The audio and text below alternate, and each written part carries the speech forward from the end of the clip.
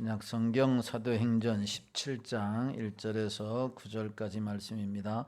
그들이 암비볼리와 아볼로니아로 다녀가 데살로니가에 이르니 거기 유대인의 회당이 있는지라 바울이 자기의 관례대로 그들에게로 들어가서 새 안식일에 성경을 가지고 강론하며 뜻을 풀어 그리스도가 해를 받고 죽은 자 가운데서 다시 살아나야 할 것을 증언하고 이르되 내가 너희에게 전하는 이 예수가 곧 그리스도라 하니 그 중에 어떤 사람 곧 경건한 헬라인의 큰 무리와 적지 않은 교부인도 권함을 받고 바울과 실라를 따르나 그러나 유대인들은 시기하여 저자에 어떤 불량한 사람들을 데리고 때를 지어 성을 소동하게 하여 야손의 집에 침입하여 그들을 백성에게 끌어내고자 내고 찾았으나 발견하지 못하며 야손과 및 형제들을 끌고 읍장들에게 가서 앞에 가서 소리질러 이르되 천하를 어지럽게 하던 이 사람들이 여기도 이르매 야손이 그들을 맞아 들였도다. 이 사람들이 다 가이사의 명을 거역하여 말하되 다른 임금 곧 예수라 하는 이가 있다 하더이다 하니 무리와 읍장들이 이 말을 듣고 소동하여 야손과 그 나머지 사람들에게 보석금을 받고 놓아주니라. 아멘.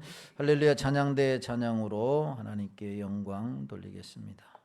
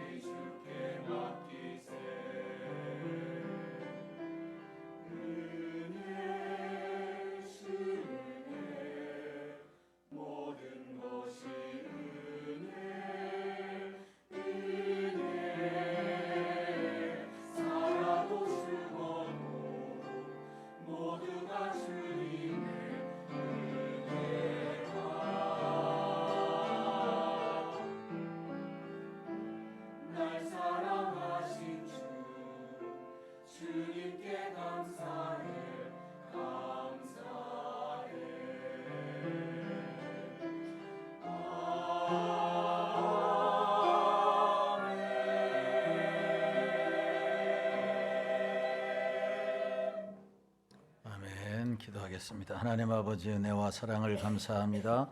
귀한 찬양으로 영광 돌리게 하심을 감사합니다. 고백한 대로 모든 것이 하나님의 은혜입니다. 이 시간에도 그 은혜에 감사하여 예배하오니 영광 받으시고 또 다른 은혜로 충만하게 하여 주옵소서. 늘 귀한 찬양들을 축복하시고 함께 하셔서 하나님께 영광 돌리기에 부족함이 없게 하여 주옵소서. 예수님의 거룩하신 이름으로 기도하옵나이다. 아멘. 거룩하고 복된 성일 2부 예배 오신 여러분들에게 하나님의 은혜와 축복이 함께 하시기를 주님의 이름으로 축원합니다. 옆 사람 인사하겠습니다. 사랑합니다. 반갑습니다. 축복합니다. 감사를 드립니다. 오늘부터 다시 사도행전 강해를 시작하려고 합니다. 작년 11월 말로 16장까지 사도행전을 마치고 절기 따라서 12월에 성탄에 관한 말씀을 전하고 또 신년에 맞은 말씀과 주제별 말씀을 살펴보다가 오늘부터 다시 사도행전 말씀 같이 살펴보고 은혜를 나누려고 합니다. 오늘 설교의 제목은 데살로니가에서의 사역이라고 하는 제목입니다. 사도행전 1장 8절 말씀이 가장 중요한 말씀이다라고 말할 수 있습니다. 그 이유는 사도행전의 구조를 이끄는 열쇠가 바로 1장 8절의 말씀이기 때문에 그렇습니다. 그러니까 사도행전은 1장부터 28장까지 있는데 이 사도행전은 크게 세 부분으로 나누어지게 됩니다. 1장부터 7장의 말씀은 바로 예루살렘에서의 복음 증거가 되어져 있고 8장부터 12장까지의 말씀은 바로 유대와 사마리아까지 복음이 확장되어지는 내용이 소개되어져 있으며 마지막 13장부터 28장까지의 말씀은 바로 바울의 1차, 2차, 3차 전도 여행과 로마로 바울이 압송되어져서 감옥에서 복음을 전하는 내용으로 이렇게 세 부분으로 크게 나누어져 있는 말씀이 사도행전 말씀이에요. 그런데 예루살렘부터 시작해서 로마의 감옥에서까지 복음을 전하는 그 내용에 이끄는 원동력은 바로 사도행전 1장 8절의 말씀 오직 성령이 임하심으로 이루어졌다라고 하는, 그래서 사도행전의 가장 중요한 말씀은 바로 1장 8절 말씀이라고 할 수가 있습니다. 지난해 16장까지 살펴보았습니다. 16장의 마지막 부분에 보면 바울과 실라는 귀신 들려 점치는 여종 안나를 만났고 불쌍히 여겨서 그 여종에게서 귀신을 쫓아내주는 사건이 나옵니다. 그러자 그 여종을 통해서 돈을 벌던 집주인들과 무리들이 바울과 실라를 고소했고 바울과 실라가 빌립보 감옥에 갇히게 됩니다. 빌립보 감옥에 갇히게 되었다라고 하는 생각을 한번 해보십시오. 복음을 전하고 귀신 들린 사람을 고쳐주었는데 감옥에 갇힌 겁니다. 얼마나 억울하겠어요. 오늘날 믿음으로 열심히 살고 교회에서 하라는 대로 복음도 전하고 이렇게 했는데 막 욕도 먹고 손해도 보고 고난도 당하게 되면 여러분들의 마음이 어떻겠어요? 아무렇지도 않은가 보네요. 저 같으면 하나님, 목사가 억울한 일을 당하고 힘들면 참 하나님 앞에 가가지고 목사를 시키지 말지 왜 목사까지 시켜놓고 이렇게 힘들게 하십니까? 이렇게 막 하나님 앞에 넋두리도 하지요. 아마 바울과 실라도 그럴 법도 하잖아요. 귀신도 내쫓아주고 복음도 전했는데 감옥에 갇혔다니까 이게 웬 말입니까? 그런데 바울과 실라가 빌립보 감옥에서 뭘 했어요? 찬송하고 기도했다라고 나옵니다. 16장 마지막에 바울 찬송하고 기도했더니 어떤 역사가 일어났습니까? 옥문이 열려지고 묶였던 쇠사슬이 다 풀려나게 됩니다. 그런데 간수들이 깜짝 놀라서 보니까 옥문이 열린 거예요. 그래서 그들이 자결하려고 합니다. 그러자 바울과 실라가 우리가 안 도망갔으니까 겁먹지 말고 그냥 차분히 계시라고. 그래서 그들에게 예수 그리스도의 복음을 전했고 그들은 예수를 믿고 도리어 바울과 실라를 섬기는 자리에 나아가게 되는 놀라운 역사가 기록이 되어 있는 말씀이 바로 사도행전 16장 마지막 부분에 잘 기록되어져 있습니다. 바울과 실라가 이제 로마 시민권자라고 하는 사실을 알고 상관들은 석방을 하게 되지요. 그래서 이제 바울과 실라는 2차 여행을 계속할 수 있게 되었고 오늘 본문이 소개되어져 있는 바로 데살로니가에 이르게 된 것입니다. 오늘 본문의 말씀은 바울의 2차 선교 여행 중에 빌립보를 떠나서 데살로니가에서 복음을 전한 내용을 소개하고 있습니다. 1차 선교 여행은 우리가 이미 살펴본 대로 13장과 14장에 자세하게 소개되어져 있습니다. 이 시기가 AD 47년에서 약 49년 사이에 일어난 일이고 거리는 무려 약 2200km에 달하는 긴 여행을 1차 선교 여행 시에 바울이 이동했던 거리입니다. 그리고 2차 선교 여행은 15장부터 18장까지 소개되어져 있습니다. 지도를 한번 보면 이렇게 2차 선교 여행의 지도가 나옵니다. 안디옥에서 출발해서 가이사랴로 돌아오게 되는데 이 안디옥이라고 하는 것은 우리가 사도행전 처음 시작할 때 또한 13장에서 이 안디옥의 지명이 두 군데다 이렇게 말씀을 드렸어요. 맨 처음에 시작된 이 안디옥은 수리아 안디옥, 중간 지점에 갈라디아 아시아 사이에 있는 안디옥은 비시디아 안디옥이라고 말씀을 드렸습니다. 이런 건 지역의 이름이니까 이름은 똑같더라도 지역은 다르기 때문에 다른 장소다라고 여러분들이 이해하시면 좋을 것 같아요. 마치 이런 것 같아요. 우리 인터넷에서 상일교회 치면 몇 교회가 나올까요? 교회 관심이 없으세요? 상일교회를 딱 치면은 4개 정도에 나와요. 네 교회가 나와요. 우리 교회가 나오고 그다음에 저 당연천에 있는 저 중계동 상계동에 거기에 몇 동인지는 모르겠는데 거기에 하나 나오고 그다음에 상일동 명일동 옆에 상일동 있죠? 거기에 상일교회가 하나 있고 그다음에 지방에 하나 있어요. 아마 거기도 상일동인지는 모르겠는데 그 상일교회가 나옵니다. 마음 아픈 것은 이 상일교회가 상계동에서 1등 가는 교회니까 우리 교회가 사이즈도 제일 크고 뭐 제일 이렇게 숫자도 많이 나오면 좋겠는데 명일동에 있는 교회가 제일 크더라고요. 보니까 통합 측에 있는 교회예요. 그 교회는 한 500명, 400명 나오는 교회더라고요. 그래서 그걸 놓고서 항상 하나님 상일교회 칠 때 우리 교회가 유튜브도 나와도 제일 먼저 나오게 하시고 저는 그런 기도를 하는데 여러분들은 어떻게 되는지 모르겠습니다. 그러나 숫자는 작더라도 하나님이 함께 하시고 또한 하나님이 지켜주시고 하나님의 귀한 사역을 감당하는 귀한 교회가 된 줄로 믿습니다. 자, 이렇게 안디옥은 이렇게 수리아 안디옥에서 출발해서 긴 여행을 하게 되지요. 쭉 가서 드로아에 가서 배를 타고 이제 네아폴을 거쳐서 빌립보에 이르게 되고 이제 마게도냐의 첫 성이라고 하는 이 빌립보, 그다음에 암비볼리와 아볼로니아를 거쳐서 어디에 이르게 돼요? 데살로니가. 오늘 본문에 나오는 데살로니가가 바로 여기에입니다.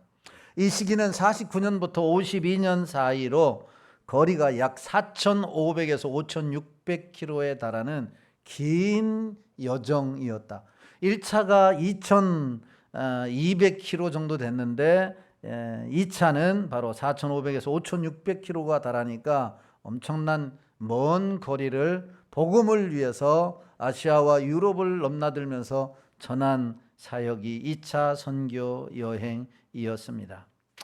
하나님의 은혜로 빌립보, 이 마게도냐의 첫 성인 이 빌립보, 이 유럽의 첫 성인 이 빌립보에서 많은 열매를 맺고 그 다음에 이제 데살로니가로 왔는데, 데살로니가는 빌립보에서 약 160km 정도 떨어진 먼 도시라고 합니다.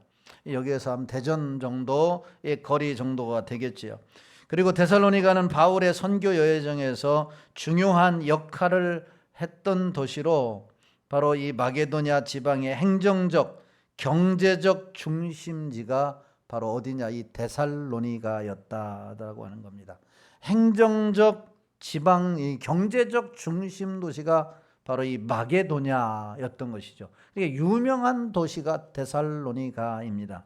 이 유명한 도시가 될 수밖에 없었던 두 가지의 이유가 있습니다. 그 첫 번째는 이 데살로니가는 에게해 연안에 위치하고 로마 제국의 주요 도로 중에 하나인, 여러분들이 알고 있는 에그나티아라고 하는 이 도로가 여기를 관통하고 있다라고 하는 겁니다. 이 도로는 로마와 동방 지역을 연결했기 때문에 데살로니가는 교통과 상업의 요지로 번성했고 중요한 도시가 된 것입니다. 두 번째 이유는 왜 이렇게 이 데살로니가 유명했냐면 이 도시의 이름의 유래와도 관련이 있습니다. 데살로니가는 알렉산더 대왕의 동생이자 마게도니아 왕국의 왕비였던 데살로니키에서 유래했다, 이렇게 말하고 있습니다. 이 도시는 기원전 315년에 설립된 이후에 로마 시대에 이르러 자유도시로 번영을 한 것입니다. 그런데 이렇게 유명한 도시에 바울 일행이 도착해서 바로 복음을 전했다라고 하는 사실입니다.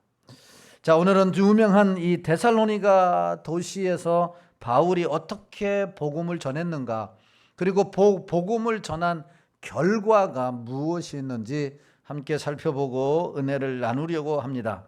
첫 번째로 바울은 이 데살로니가에서 분명한 복음을, 확실한 복음을 전했다라고 하는 사실입니다. 2차 선교 여행 중에 실라와 디모데를 데리고 데살로니가를 바울이 방문하게 됩니다. 그때 회당에서 유대인들에게 성경을 해석하며 예수님의 십자가에서의 죽으심과 부활을 전했던 사실이 오늘 성경에 자세하게 기록이 되어져 있습니다. 오늘 2절의 말씀에 보면 바울이 자기의 관례대로 그들에게 들어가서 새 안식일에 뭐 했습니까? 성경을 가지고 강론했다, 이렇게 말씀합니다. 성경을 강론했다라고 하는 것이, 데살로니가에 가서 유명한 상업도시고 또한 많은 사람들이 몰려드는 이 경제도시인 곳에 가서 어떻게 하면 더 많은 이 도시가 안전하고 이 도시가 더 경제적으로 흥왕할까라고 하는 프로그램을 제시한 것도 아니고, 또한 바울은 탁월한 철학자이고 신학자이고 목회자이기 때문에 자신의 지식을 전달한 것이 아니라, 여러분, 새 이래 동안에 성경을 가지고 강론했다, 이렇게 말씀합니다. 바울이 만약 전통이나 철학이나 아니면 어떤 센세이션을 일으키는 프로그램을 가지고 강연을 했다고 한다면 그 영향력은 아마 오래 가지 못했을 거예요. 번쩍이기는 했을지 모르지만 영향력은 쉽게 아마 사라지고 말았을 것입니다. 그런데 바울은 오늘 성경에 보니까 오로지 뭘 가지고 전했다고요? 성경을 전했다. 성경을 전했다라고 하는 겁니다. 살아있는 하나님의 말씀을 데살로니가 가서, 그러니까 모든 사람의 관심이 로마로 향해져 있고 모든 사람의 관심이 돈 버는 데 관심이, 상업적인 도시였기 때문에 모든 사람의 관심이 세상 것에 다 빠져 있을 때 바울은 정다른 방향을 제시했던 것이죠. 돈을 잘 버는 일을 제시했다고 한다면 인기도 있었을지도 모르겠어요. 그리고 많은 사람의 스포트라이트를 받았을 수 있을지도 모르겠어요. 왜냐하면 거기에 모통 빠져 있었기 때문에. 그런데 전혀 관심이 없는 분야인 하나님의 말씀을 바울이 그곳에서 전했다라고 하는 사실입니다. 여러분, 이것은 우리에게 놀라운 도전을 주고 있습니다. 이 세상의 모든 사람들, 이 세상에 살고 있는 모든 사람들은 뭐 장수, 건강, 또 먹거리, 아니면 돈 버는 문제, 이런데 온통 신경을 써 있지 않습니까? 온통 거기에 관심이 가지고 있습니다. 예. 그런데 이 성경을 전하고 복음을 전하는 일에는 다 눈 감아 버려요. 등을 돌리는 이 시대가 되었다라고 하는 사실입니다. 그럼에도 불구하고 바울이 데살로니가에 도착해서 하나님의 말씀을 전했던 것처럼 여전히 귀를 닫고 있다 할지라도 교회는 말씀을 선포해야 될 것이고, 또한 우리는 나가서 복음을, 하나님의 말씀을 전해야 할 사명이 있는 줄로 믿으시기를 주님의 이름으로 축원합니다. 살아있는 하나님의 말씀을 강론했기 때문에 그 영향력은, 파급 효과는 컸다라고 하는 사실입니다. 여러분, 요즘 SNS가 발달하면서 전 세계의 교회 강단이 약해졌다라고 하는 비판이 계속 일고 있습니다. 많은 설교자들이 성경을 읽은 다음 자기가 하고 싶은 정치나 경제나 사회나 문화와 스포츠에 관한 이야기만 하고 있기 때문이다라고 하는 것이죠. 그러니까 강단에서 선포되어져야 할 주된 이야기는 성경 이야기여야 하고 하나님의 말씀이어야 한데, 그리고 나머지 정치, 경제, 사회, 문화, 군사적인 모든 분야는 이것이 성경을 더 드러내게 하는 보조 자료에 불과해야 하는데, 지금은 역전이 되었다라고 하는 것이죠. 바로 이 세상 이야기를 더 돋보이기 위해서 성경을 그냥 보조 자료로만 사용하는 강단이 많아졌다라고 하는 데에 있어서 신학자들과 목회자들이 우려하고 있는 사실이기도 하다라고 하는 사실입니다. 그런데 여러분, 우리 강단에서는 여러분 하나님의 말씀만 옳게 선포되는 역사가 있도록 주님 오실 때까지 여러분 하나님의 말씀이 주된 관심사고, 이 말씀이 우리의 선포되어야 할 주의 목적임을 위해서 힘써 기도하는 우리 성도들이 되시기를 주님의 이름으로 축원합니다. 그러니까 여러분들이 목사님을 위해서 기도해야 할 기도 제목 중에 하나이기도 하다라고 하는 사실입니다. 만약 여러분들이 저를 위해서 이 강단에서 하나님의 말씀만 선포되어지도록 기도한다고 한다면, 여러분 하나님의 말씀이 주 목적이 되고 나머지는 보조 자료로만 쓸 수 있는, 그래서 여러분들의 영혼이 살찌움을 얻고 새 힘을 얻고 세상에서 능히 이길 수 있는 줄로 믿으시기를 주님의 이름으로 축원합니다. 목사님이 어떤 말씀을 전하든지 관심이 없고 기도를 안 한다고 한다면 말씀이 약해질 수밖에 없는 것이죠. 말씀이 약해진다라고 하는 것은 여러분들의 영혼들이 풍요해지지 못한다라고 하는 사실이에요. 우리는 영혼이 풍족해져야 세상에서 그 힘을 가지고 승리할 수 있는 줄로 믿으시기를 주님의 이름으로 축원합니다. 중요한 것은 데살로니가에서 살아계신 하나님의 말씀인 성경을 가지고 바울이 강론을 했다.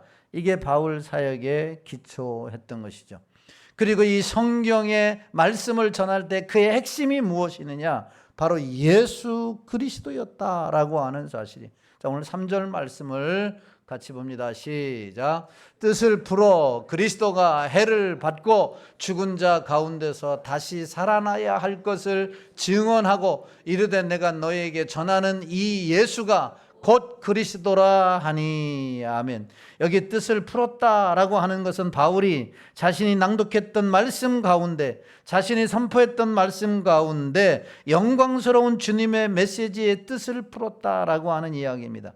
그 초점은 어디에 있었느냐? 바로 예수 그리스도의 죽음과 부활, 예수님이 죽음에서 부활하신 그리스도, 여기가 바울의 핵심 메시지였다라고 하는 겁니다. 내가 너희에게 전하는 예수가 그리스도다. 내가 전하는 예수 그리스도가 너의 해답이다. 내가 전하는 예수 그리스도가 너의 생명이고 구원자이다. 아멘 좀 크게 하십시다. 예수가 해답이고 예수가 생명이고 예수가 능력이고 예수가 구원자인 줄로 믿습니다. 이것을 여러분 바울이 데살로니가서 증거했다라고 하는 거예요. 제가 아까도 말씀드렸지만 데살로니가에 있는 수많은 사람들의 관심은 어디에 있었어요? 돈에 있었어요. 관심은 어디에 있었어요? 어떻게 하면 부를 축적할까? 어떻게 하면 경제활동을 왕성하게 할까에 있었습니다. 그러니까 오직 그들에게 나아가서 오직 너희들의 구원은, 너희들의 생명은, 너희들의 살 길은, 너희들의 해답은 오직 예수 그리스도, 부활하신 예수 그리스도가라고 하는 것을 전했습니다. 여러분, 이게 바울이 오늘 여러분들에게 전하는 말씀이고 주님이 전하는 말씀이에요. 우리의 해답은 예수 그리스도인 줄로 믿으시기를 주님의 이름으로 축원합니다. 우리 한국교회 강단에도 분명한 복음이 선포되어져야 하고, 선교지에도 오직 예수 그리스도의 복음만이 선포되어져야 하고, 우리가 매주 화요일마다 토요일마다 전도하는 이 전도의 현장에도 예수 그리스도의 복음이 전파될 때에 죽어가는 영혼이 살아나게 될 것이고, 갈급해 있는 영혼들이 다시 소생하게 될 것이고, 죽었던 자들이 다시 회복되어지는 놀라운 역사가 일어나는 줄로 믿으시기를 주님의 이름으로 축원합니다. 예수 그리스도의 복음이 증거되어지고 내 입술을 통해서 나타날 때에 나도 살고 다른 사람도 살아나는 놀라운 역사가 일어나게 되기를 예수님의 이름으로 축원합니다. 두 번째로 바울은 바로 이 데살로니가에서 예수 그리스도의 복음을, 확실한 복음을 전했는데 어떻게 전했느냐? 성령의 능력으로 증거했다. 성령의 능력으로 이 복음을 증거했다라고 하는 사실입니다. 바울 서신 가운데 데살로니가 전후서는 바울이 데살로니가 교회에 보낸 편지로 고린도에서 쓴 내용이 데살로니가 전후서입니다. 바울은 2차 전도 여행을 하면서 빌립보를 거쳐서 데살로니가에 도착해서 원색적인 복음, 확실한 복음, 생명의 복음을 증거했지만 핍박을 받고 고통을 당하여 얼마 머물지 못하고 다른 도시로 떠나게 되었습니다. 그렇지만 그는 베레아를 거쳐 아단에서 복음을 전하고 고린도에 도착하여 사역을 시작할 때 데살로니가 교회의 상황을 알고 싶어서 그의 믿음의 아들 디모데를 보냈고, 디모데가 가져온 소식을 바탕으로 편지를 쓴 내용이 바로 본문이에요.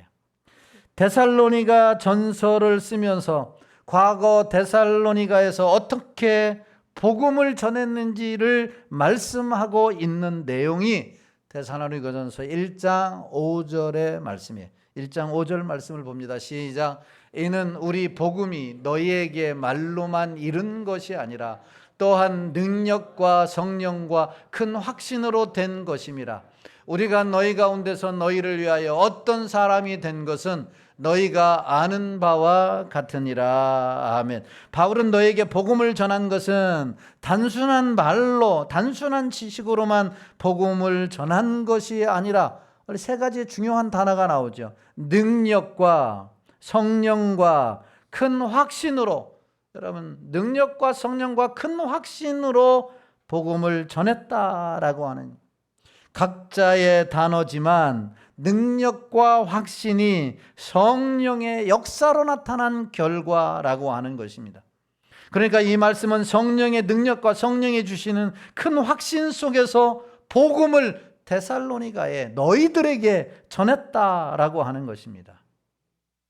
자, 그러니까 복음을 전하는 사람들의 편에서는 자신의 지식이나 자신의 경험이나 재능을 통해서 복음을 설명하는 것이 아니라 성령의 능력을 의지하고 복음을 전해야 한다라고 하는 것을 우리에게 가르쳐주고 있어요.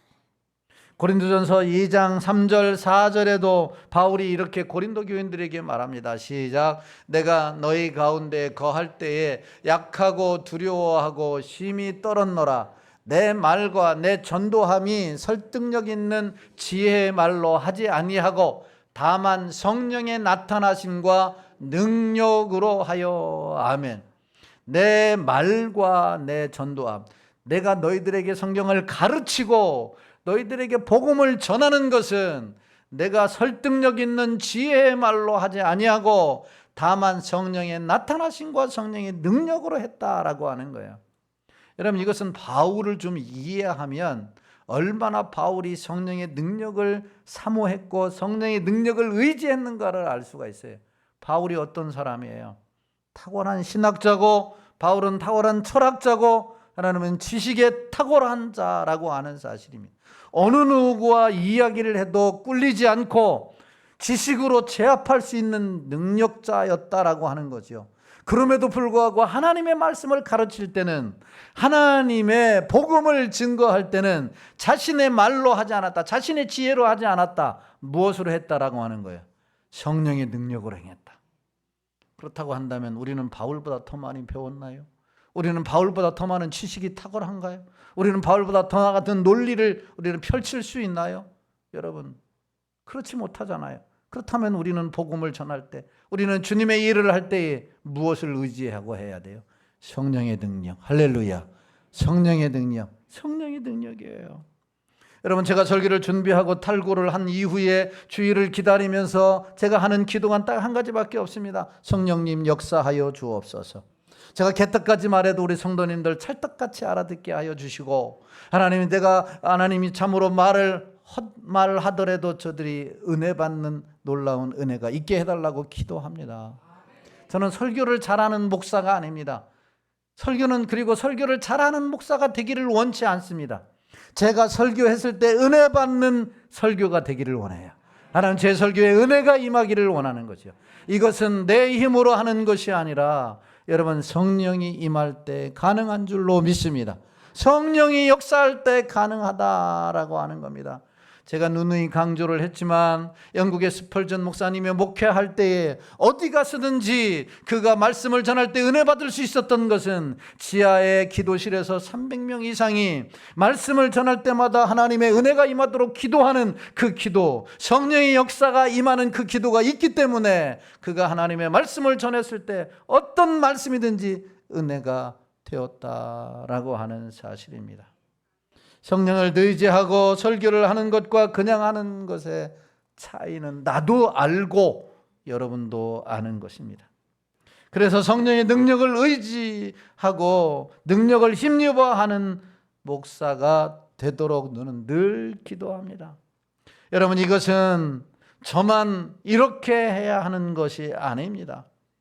여러분, 복음을 전할 때도 당연히 성령의 능력을 의지해서 해야 할 것이고, 제가 일부 때도 말씀을 드렸지만 우리 사랑하는 교사 여러분들이 한 영혼 한 영혼을 위하여 하나님의 말씀을 가르칠 때 여러분들의 경험이나 여러분들의 지식이나 여러분들의 신앙에 따라서 하지 아니하고 성령의 능력을 의지하고 하는 한 영혼을 위하여 하나님의 말씀을 가르칠 때 그 영혼들이 새로워지고 변화되어지고 예수 그리스도 앞으로 나아오는 역사가 일어난다라고 말씀하셨어요. 오늘 셀 리더와 전도대 회장들 많은 분들이 다 똑같습니다. 여러분들의 셀이 변화되어지고 새로워지고 여러분 신앙이 성장하고 하나님의 역사가 일어나려고 한다면 여러분, 제가 전해준 말씀만이 아니라 여러분 성령의 능력을 의지할 수 있기를 주의 이름으로 축원합니다. 성령님 임하여 달라고 기도해야 돼요. 여러분, 매 주일 와서 일찍 와서 하나님 앞에 예배할 때마다 여러분 예배 드릴 때마다 성령님 역사해 달라고, 하나님 기도할 때마다 성령님 역사해 달라고 기도할 때에 은혜가 폭포수처럼 임하는 줄로 믿으시기를 주님의 이름으로 축원합니다. 매 순간마다 이것이 적용되어져야 할, 설교자뿐만 아니라 복음을 전하는 자뿐만 아니라 우리가 어떤 일을 하든지 간에 어디에서 살든지 간에 성령이 인도하시고 성령이 역사해 주셔야 승리한다라고 하는 겁니다. 바울은 확실한 복음, 원색적인 복음, 능력의 복음을 전할지라도 여러분 성령의 능력을 의지하고 확신 가운데 복음을 전했다라고 하는 겁니다. 우리도 이 성령의 능력을 의지하고 확신 가운데 이 사명을 감당하여 큰 열매를 맺을 수 있게 되기를 예수님의 이름으로 축원합니다. 자, 이렇게 복음을 전하자 어떤 열매가 나타났습니까? 두 가지 반응이 나타났습니다. 첫 번째 반응이 뭐냐? 복음을 듣고 믿어 주님의 자녀가 되었다. 복음을 듣고 믿어 예수님의 하나님 자녀가 되는 놀라운 역사가 일어난 거죠. 오늘 4절 말씀을 보십시오. 4절 말씀 시작. 그 중에 어떤 사람 곧 경건한 헬라인의 큰 무리와 적지 않은 귀부인도 권함을 받고 바울과 실라를 따르니라. 아멘. 어떤 경건한 사람, 경건한 헬라인 큰 무리와 적지 않은 귀부인도 권함을 받고 바울과 실라를 따랐다. 고난을 받았다라고 하는 것은 예수 그리스도에 믿어야만이 구원을 얻는다라고 하는 이 말씀을 받고 바울과 실라를 따랐다. 바울과 실라를 따랐다라고 하는 것은 바울이 믿는, 실라가 믿는 예수 그리스도를 믿었다라고 하는 거예요. 여러분, 우리가 누군가를 따른다라고 할 때 어떤 사람을 따릅니까? 믿지 못하는 사람은 절대 따라가지를 않아요. 듣지도 않아요. 그 사람을 믿고, 그 사람의 인격을 믿고, 그 사람 말을 믿고, 그 사람을 믿으면 그 사람을 따라가는 것이죠. 그 사람을 따라가는. 우리는 다 주님을 따라갑니다. 주님이 우리의 목자가 되십니다. 왜냐하면 우리는 주님을 믿기 때문에. 할렐루야. 그럼 바울과 실라를 따랐다. 수많은 사람들이 따랐다. 그의 복음을 듣고서 예수를 믿었다라고 하는 사실이에요. 확실한 성경 말씀, 예수 그리스도가 십자가에서 죽으시고 부활하시고 승천하시고 다시 오실 우리의 메시지가 되신다, 메시아가 되신다라고 하는 이 복음을 성령의 능력으로 전하자 수많은 사람들이 믿고 돌아왔다라고 하는 것입니다. 왜냐? 성령께서 역사하셨기 때문입니다. 그러므로 사랑하는 성도 여러분, 꿈을 꾸실 수 있게 되기를 주님의 이름으로 축원합니다. 우리도 예수 그리스도의 복음, 성령의 능력을 의지하여 하나님의 귀한 메시지를 선포할 때에 여러분, 수많은 사람들이 믿고 죽게 돌아오는 역사가 일어날 줄로 믿습니다. 꿈을 꾸십시오. 그 다음에 힘을 내실 수 있기를 주님의 이름으로 축원합니다. 우리가 산을 넘고 강을 건너지 못한다 할지라도 이 지역에서 하나님이 주신 귀한 사명을 감당할 때에 하나님은 이런 놀라운 역사를 우리를 통해서 이루어 주실 줄로 믿습니다. 두 번째 반응이 무엇이냐? 복음이 증거되자 유대인들은 시기하고 폭동을 일으키고 바울 일행을 공격하게 됩니다. 오늘 5절 말씀이에요. 5절 시작. 그러나 유대인들은 시기하여 자자에 어떤 불량한 사람들을 데리고 떼를 지어 성을 소동하게 하여 야손의 집에 침입하여 그들을 백성에게 끌어내려고 찾았으나. 아멘. 유대인들은 복음이 증거되자 시기하여 저자의 불량한 사람들을 데리고 떼를 지어 성을 소란하게 했습니다. 그리고 바울과 실라가 머물고 있던 야손의 집에 침입해서 그들을 백성에게 끌어내려고 찾았지만 찾아내지 못했다라고 했습니다. 찾아내지 못했다. 사단의 역사는요, 끊임없습니다. 사단의 역사는 우리가 천국 갈 때까지 우리를 유혹하고 우리를 회방하고 때는 우리를 힘들게 합니다. 오늘 성경이 그 사단의 특성을 얘기해 주고 있어요. 바울을 찾았어요. 바울을 찾았지만 찾지 못했어요. 우리 같았으면 그냥 헛수고했네 하고 돌아갈 텐데 포기하지 않습니다. 6절과 7절을 말씀해 보세요. 6절 7절 시작.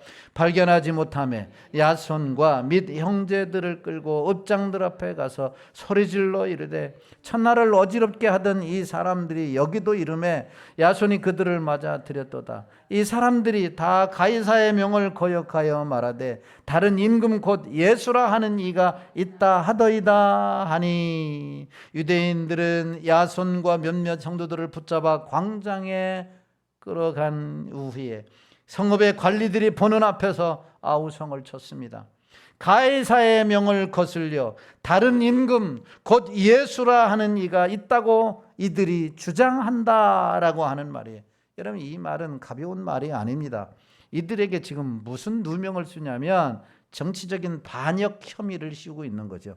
당시에 가이사의 명 외에는 누구도 들어서는 안 되는 것이죠. 누구에게도 복종해서는 안 되는 거죠.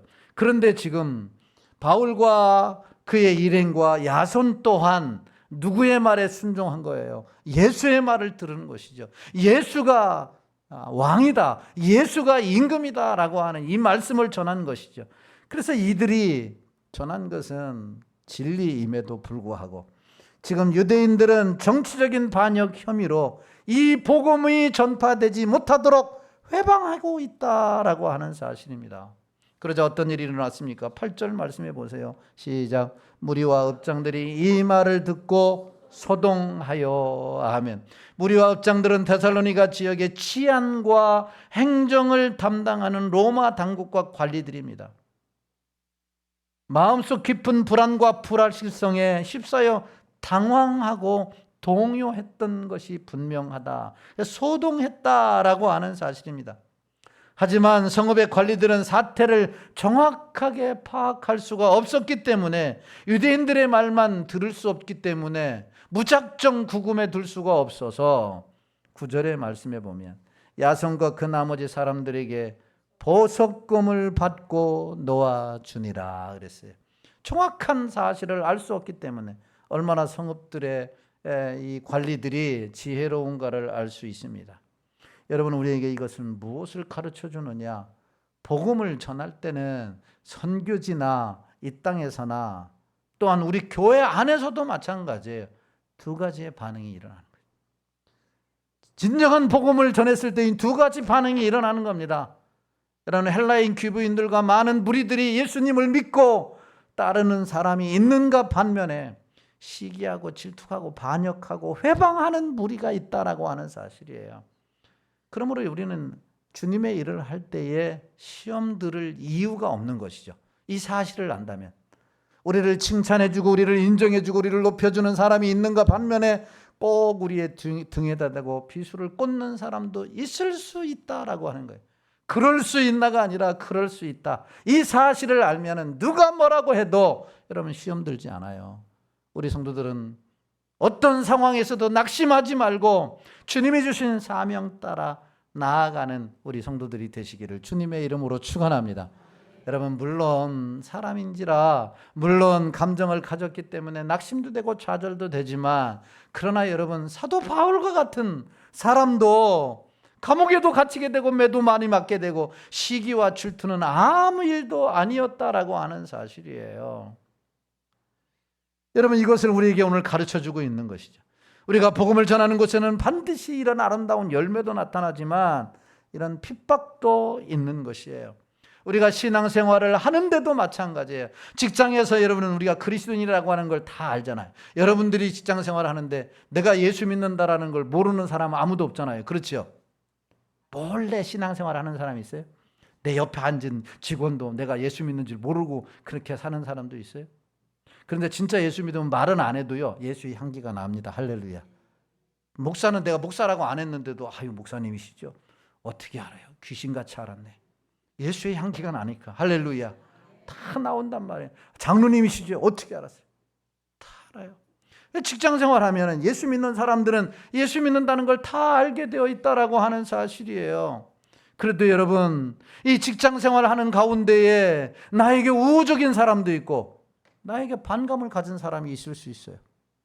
그래도 여러분, 성령의 능력을 의지하고 그 사명을 다하는 여러분들이 되기를 주님의 이름으로 축원합니다. 성령의 힘을 덧입어서 하나님께서 나에게 이곳에 심어줬다라고 하는 이 믿음을 가지고 나아가야 돼요. 물론 얼마나 힘들겠어요. 그리고 우호적인 사람보다도 비우호적인 사람이 더 많으면 견딜 수 없겠지요. 그럼에도 불구하고 여러분, 하나님은 나에게 더 우호적이다라고 하는 거예요. 그곳에 심어준 이유는 나를 통해서 그곳을 변화시키려고 하는 위대한 사명을 주신 것이죠. 그래서 여러분, 그곳에서 오늘 사도 바울이 하나님의 성령의 능력을 의지하고 사명을 감당했던 것처럼 우리도 성령의 능력을 의지하고 감당해서 그리스도의 향기가 드러나고 하나님께 영광 돌리는 복된 삶이 되기를 예수님의 이름으로 축원합니다. 말씀을 정리합니다. 바울은 분명한 복음을 데살로니가 모든 사람들의 초점은 돈에 있었고 쾌락에 있었고 여러분은 부를 모으는 데 있었지만 그곳에 가서 연색적인 복음을 전했습니다. 자신의 힘으로 지식으로 하지 않았습니다. 성령의 능력으로 감당했습니다. 놀라운 좋은 열매도 맺혔지만 그렇지 않은 현상도 일어났습니다. 그럼에도 자기의 사명을 잃지 않았다라고 하는 이 한 주간 여러분들이 가는 곳에 나의 사명이 무엇인지를 분명히 깨달아 알아 성령의 능력으로 잘 감당하여 하나님께 영광 돌리고 그리스도의 향기를 발할 수 있는 승리하는 한 주간이 되기를 예수님의 이름으로 축원합니다. 이 땅에 돈과 성남과 복 부르시고 오늘 말씀을 생각하시면서 2, 3분 동안 기도하도록 하겠습니다.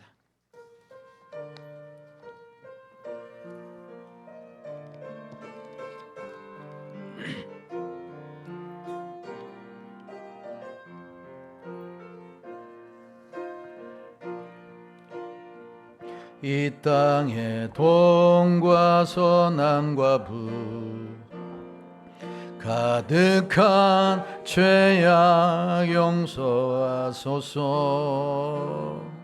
모든 우상들은 무너지고 주님만 높이는 나라 되게 하소서.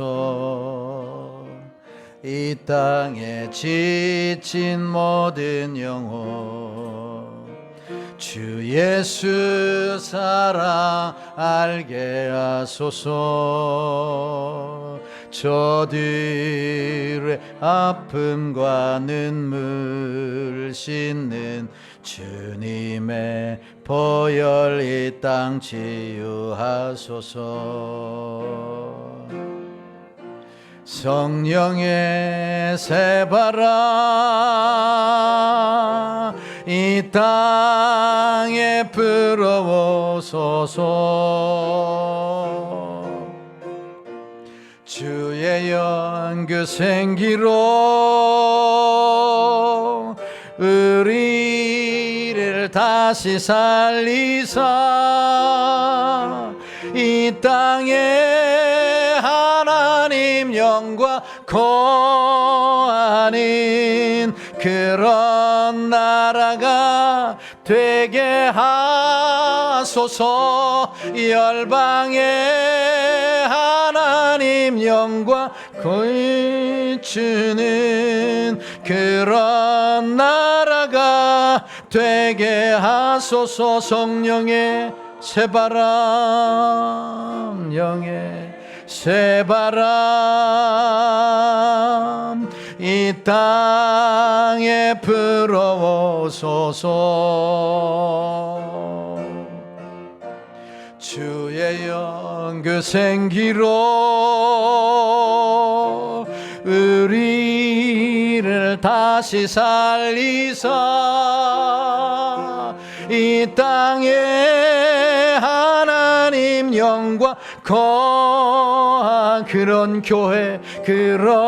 교회가 되게 하소서. 열방에 하나님 영광 비추는 그런 교회가 되게 하소서. 오늘 말씀을 생각하시면서 기도합니다. 온통 세상에 몰두되어져 있는 데살로니가에 가서 하나님 원색적인 성령의 능력에 의지하여 복음을 전했습니다. 수많은 사람들이 예수를 믿었고 또한 회방꾼들이 일어났습니다. 하나님 이 강단에, 한국교회 강단에 복음만이 전파되어지게 하여 주시고 성령의 역사가 일어나게 하시되 죽어가는 영혼이 살아나게 하시고 믿지 않는 자가 믿는 역사가 일어나게 하여 주옵소서. 우리도 사도의 바울의 본을 따라 능력의 복음을 전하여 아버지 하나님이여 역사를 이루어가게 하시고 사장이나 사업장이나 학교에나 어디에서든지 그리스도의 향기를 바라는 사명자의 사명을 살게 하여 주시옵소서. 주님의 이름 한번 부르고 통성으로 기도합니다. 주여, 좋으신 하나님 아버지 은혜와 사랑을 감사합니다. 거룩하고 복된 성일 특별히 9월 첫 주일 2부 예배를 허락하여 주시고 주님 앞에 나와 영광 돌릴 수 있도록 은혜를 허락하여 주시니 감사합니다. 온통 세상의 부귀영화에 아버지 하나님이 몰두되어 있는 데살로니가에 가서 사도 바울이 원색적인 오직 생명의 복음, 예수 그리스도의 복음, 인생의 해답이 되신 예수 그리스도를 전했습니다. 자신의 힘으로 능력으로가 아니라 성령의 능력으로 귀한 사명을 감당했사오니 하나님의 우리도 이 성령의 능력을 허락하여 주옵소서. 각 사람에게 부어 주시옵소서. 충만하게 하여 주시옵소서. 하나님의 위대한 역사가 저들을 통해서 일어나게 하시고 몸된 교회를 통해서 일어나게 하시고 부떡상일 축복교회를 통해서 일어나게 하시고 하나님의 영광이 드러나게 하여 주옵소서. 하나님의 믿음으로 살 때에, 하나님의 사람으로 살아갈 때에 회방도 있고 핍박도 시험도 있고 고난도 있습니다. 그럼에도 불구하고 굴복하지 않게 하시고 하나님의 우리의 사명을 잊지 않게 하시고 그리스도인다운 삶을 살아내어 하나님께 영광 돌리는 역사가 일어나게 하여 주시옵소서. 하나님의 영광을 비추는 성도, 하나님의 영광을 비추는 교회, 하나님의 영광을 비추는 가정, 이 나라가 되게 하여 주시옵소서. 성령 하나님 함께하여 주시기를 간절히 기대하고 소망합니다. 성령으로 충만케 하셔서 승리하는 한 주간 되게 하옵소서. 예수 그리스도의 거룩하신 이름으로 기도하옵나이다. 아멘.